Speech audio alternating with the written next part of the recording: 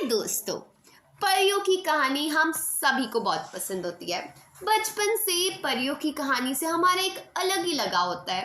चाहे कितने ही बड़े हो जाए, रुपेंजल, सिंड्रेला, स्नो वाइट, ये सभी हमारे फेवरेट कैरेक्टर रहते हैं। तो आज मैं इतनी बड़ी हो गई हूँ, 15-16 साल की, तब भी मैं गई लाइब्रेरी में, तो मैंने देखी वहाँ पे एक बहुत सही फैंटेसी की बुक थी।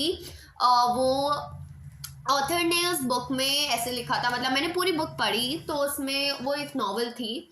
तो उसमें ऐसे था कि ऑथर एक बुक से ही, वो भी ऑथर भी बुक ही पढ़ रहा होता है कि वो बुक के अंदर घुस जाता है। It was a magical book, तो उसके अंदर घुस जाता है, वो स्टोरीज के लैंड में घुस जाता है जहाँ पे रुपेंजल, सिंड्रेला, एलिस सारे होते हैं। और उसमें वही अपनी फ्यूचर स्टोरी बताते हैं कि स्टोरीज में जितना हमने सुना है उसके आगे उनके साथ क्या हुआ था। तो ये कहानी मैं डालूंगी अगली वीडियो में, और अभी मैं उस बुक का नेम भी डिस्क्लोज नहीं करने वाली हूँ। लेकिन आज हमारी फेवरेट कैरेक्टर रुपेंजल की कहानी मैं आपको सुनाने वाली हूँ एक अलग अंदाज में। बट उससे पहले रुपेंजल के लिए एक लाइक तो बनता है, तो चलो शुरू करते हैं। एक समय की बात है, जर्मनी के एक गांव में जॉन नाम का एक आदमी रहता था। उसकी पत्नी का नाम नेल था। अब यार, जर्मनी में रहते थे तो नेल और जॉन नाम होना तो बनता है। नेल नेल पॉलिश वाला नहीं, सिंपल नेम है। वो दोनों निसंतान थे, उनका कोई बच्चा नहीं था। उनकी इच्छा थी कि उन्हें भी एक प्यारा सा बच्चा हो जाए। इसके लिए वे रोज भगवान से प्रार्थना करते थे। एक दिन भगवान ने उनकी प्रार्थना सुन ली और नेल गर्भवती हो गई। नेल ने तुरंत यह बात अपने पति जॉन को बता दी। इस खबर को सुनकर जॉन भी काफी खुश हुआ और दोनों ने इसके लिए भगवान का शुक्रिया अदा किया। नेल की प्रेग्नेंट होने के बाद जॉन उसका पूरा ख्याल रखने लगा। वह उसकी हर छोटी बड़ी ख्वाहिशों को पूरा करता था। एक दिन पति पत्नी दोनों एक साथ खाना खा रहे थे, लेकिन नेल की तबीयत थोड़ी ठीक नहीं थी। इसलिए वो वहां से उठकर बालकनी में ताज़ी हवा लेने के लिए आ गई। यहाँ उसकी नज़र एक छोटे से बच्चे पर पड़ी। उसने अपने पति से कहा, देखिए वो बच्चा कितना प्यारा है। इस पर जॉन ने कहा, हाँ वो तो सच में ही बहुत प्यारा है। फिर नेल बालकनी के दूसरी ओर देखने लगी। तभी उसकी नज़र रुपेंजल के पत्तों पर पड़ी। उसने कहा, वाह, रुपेंजल के पत्ते कितने ताज़े ताज़े हैं, काश ये मैं खा पाती। तो भाई, कोई भी चीज़ आपको ऐसे दिख जाए तो मत खाना। उसके आगे क्या होता है मैं अभी बताती हूँ। यह सुनकर जॉन घबरा गया। उसने कहा, अरे तुम ऐसा मत कहो, वो महल जादूगरनी गॉथल का है, वहां जाना नामुमकिन है। वो अपने बगीचे में किसी को भी नहीं जाने देती। तुम उसकी जगह कुछ और खा लो। नेल नहीं मानी। वह जिद करने लगी कि उसे रुपेंजल के पत्ते ही खाने हैं। पत्नी की जिद के आगे हार के जॉन जादूगरनी गॉथल की हवेली में गया। जॉन वहां चले गया और उसने रुपेंजल के पत्ते मांग लिए जादूगरनी से। इस पर जादूगरनी गॉथल ने कहा, तुम्हारी हिम्मत कैसे हुई यहाँ आने की? तुम्हें कोई पता नहीं मिलेगा, निकल जाओ यहाँ से। इतना सुनकर जॉन मायूस होकर वहां से निकल गया। तभी उसके दिमाग में एक तरकीब आई। आधी रात के समय जॉन उठा और एक टोकरी लेकर जादूगरनी के बगीचे में गया। वहां उसने रुपेंजल के कुछ पत्ते चुराए और वहां से दबे पांव निकल गया। इस घटना को जादूगरनी ने अपनी हवेली की खिड़की से देख लिया था। अगले दिन जब जॉन ने अपनी पत्नी नेल को रुपेंजल के पत्ते रखकर दिए तो वह खुश हो गई और अपने लिए रुपेंजल का सलाद बनाने चली गई। जैसे ही नेल सलाद लेकर खाने लगी, तभी वहां वो जादूगरनी गॉथल आ गई। तो बुराई का नाम लिया, बुराई हासिल। When you think of a villain, villain comes। तो ऐसे ही हीरो हीरोइन आराम से खाना खा रहे थे और विलन बीच में घुस गई। तो उसने टेबल पर जब रुपेंजल के पत्तों को देखा और जॉन पर चिल्लाने लगी। जॉन उसकी बातें सुनकर काफी डर गया और उससे माफी मांगने लगा। जॉन ने कहा, गोथल, मुझे माफ़ कर दो, मैं मजबूर था। मेरी पत्नी प्रेग्नेंट है और उसे बड़ी इच्छा थी कि वह पेंसिल के पत्तों को खाए। मैंने तुमसे पत्ते मांगे थे, लेकिन तुमने मेरी एक नहीं सुनी। आखिर मैं मजबूर होकर मुझे उन पत्तों को चुराना पड़ा। जॉन की बात सुनकर जादूगरनी गॉथल ने कहा, तुमने मेरे बगीचे से पेंसिल के पत्ते चुराकर बड़ी गलती की है। इसके लिए मैं तुम्हें सजा जरूर दूंगी। अगर तुम चाहो तो मेरी सजा से बच सकते हो।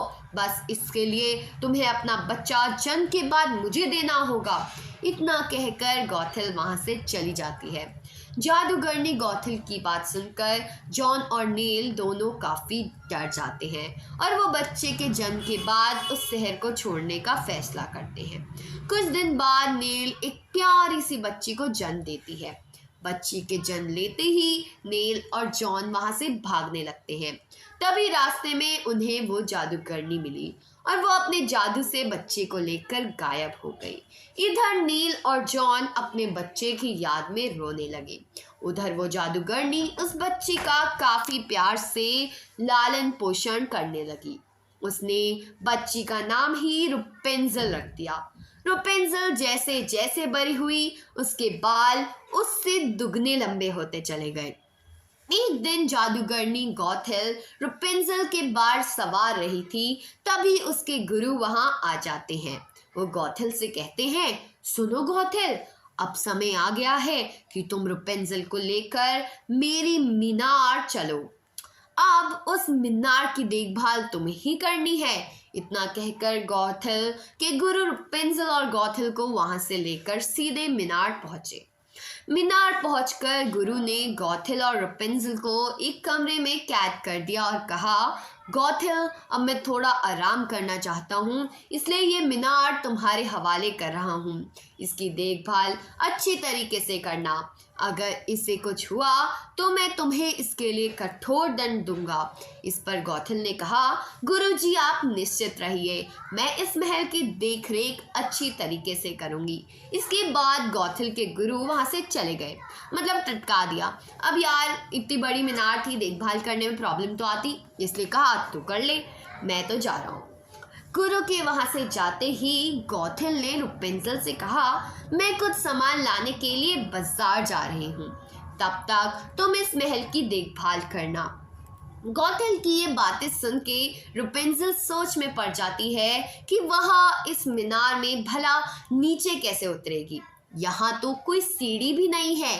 इतने में गॉथल रुपेंजल के लंबे बालों को मीनार से नीचे लटका देती है और कहती है, मैं इसके सहारे ही नीचे उतरूंगी और जब मीनार से नीचे की ओर लटका देना ताकि मैं उसे पकड़कर ऊपर आ जाऊं। इस पर रुपेंजल कहती है, ठीक है।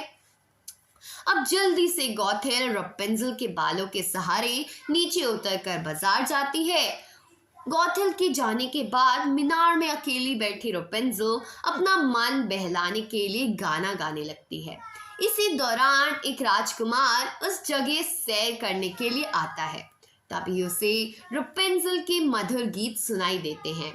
उसकी आवाज़ सुनकर राजकुमार सोचता है कि इस सुनसान जगह पर इतना अच्छा गाना कौन गा रहा है। इसी सोच के साथ राजकुमार उस आवाज़ की ओर चल पड़ता है। इस दौरान उसकी नज़र मीनार पर पड़ती है। राजकुमार वहीं पेड़ के पीछे छिपकर रुपेंजल का गाना सुनने लगता है। इतने में वह देखता है कि गॉथल वहां आ जाती है और रुपेंजल को आवाज लगाते हुए कहती है, अपने बालों को नीचे गिराओ। यह सुनकर रुपेंजल तुरंत अपने बालों को नीचे गिराती है और गॉथल उसके सहारे मीनार के अंदर चली जाती है। राजकुमार यह सब देखकर हैरान रह जाता है। अगले दिन फिर राजकुमार वहां आता है और देखता है कि रुपेंजल के बालों के सहारे गॉथल नीचे उतरकर बाजार चली गई। जैसे ही गॉथल थोड़ी दूर पहुंच जाती है तो राजकुमार मीनार के पास पहुंचकर आवाज लगाता है, रुपेंजल, रुपेंजल, तुम अपने बालों को नीचे गिराओ। यह सुनकर रुपेंजल अपने बालों को नीचे गिरा देती है। फिर राजकुमार बालों के सहारे मीनार में घुस जाता है। राजकुमार को देखकर रपुंज़ल डर जाती है। वह पूछती है, तुम कौन हो? इस पर राजकुमार कहता है, अरे तुम डरो नहीं, मैं कोई चोर नहीं हूँ। मैं यहाँ तुम्हारा गाना सुनकर आया हूँ। तुम्हारी आवाज़ बहुत मीठी है। इस पर रपुंज़ल काफ़ी खुश हो जाती है और राजकुमार को गाना सुनाने लगती है। इसी तरह रोज राजकुमार मीनार आने लगा और देखते ही देखते दोनों में प्यार हो जाता है। एक दिन रपुंज़ल अपने बारे में राजकुमार को बताती है। वह कहती है, गौथल मेरी माँ नहीं है, उसने मुझे यहाँ कैद करके रखा है।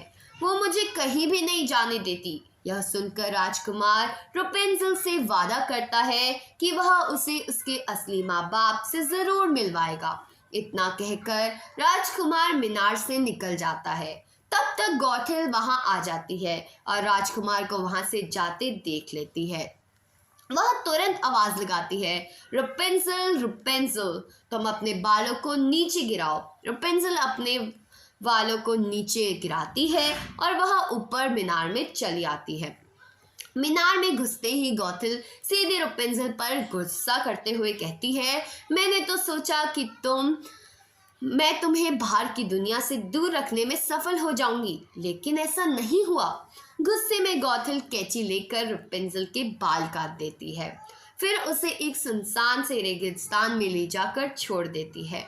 इस बात से अनजान राजकुमार अगले दिन फिर मीनार के पास आता है और आवाज लगाता है, रपुंज़ल रपुंज़ल, तुम अपने बालों को नीचे गिराओ। रोज की तरह ही रपुंज़ल के बाल नीचे गिरते, जिसे पकड़कर वो मीनार में प्रवेश करता है।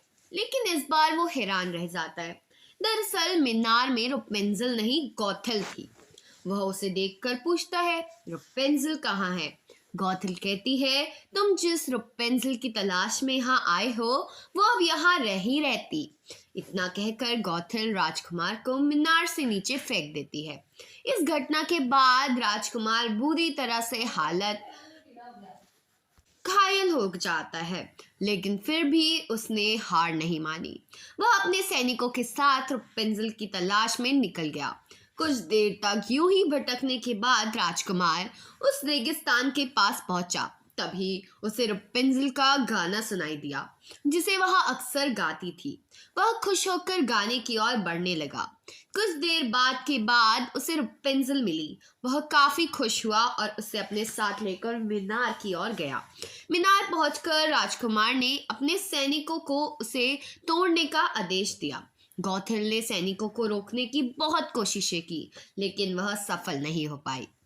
इतने में गौथल के गुरु वहां आ पहुंचे और जब उन्होंने मीनार को टूटते हुए देखा तो गुस्से से लाल हो गए। गुरु ने गौथल को कठोर दंड दिया और वहां से गायब हो गए। इसके बाद राजकुमार अपने साथ रपुंज़ल को महल ले गए और वहां उसे उसके असली माता पिता से मिलवाया। अपने माता पिता से मिलकर रपुंज़ल बहुत खुश हुई और राजकुमार का शुक्रिया किया। इसके बाद सभी लोग खुशी खुशी वहां से रहने लगे। तो सीख क्या मिलती है हमें कि कभी भी किसी के बुरे में नहीं सोचना चाहिए, मतलब किसी के बारे में बुरा नहीं सोचना चाहिए, क्योंकि बुरे का अंत हमेशा बुरा ही होता है। तो चलो दोस्तों, ये थी आज की कहानी। मिलते हैं अगली कहानी में। मैंने आपको बता दिया अगली कहानी क्या होने वाली है, तो उसके लिए जल्दी से वीडियो को लाइक कर दो, चैनल को सब्सक्राइब कर दो, जिससे आपको अगली कहानी मिल जाए। Bye bye.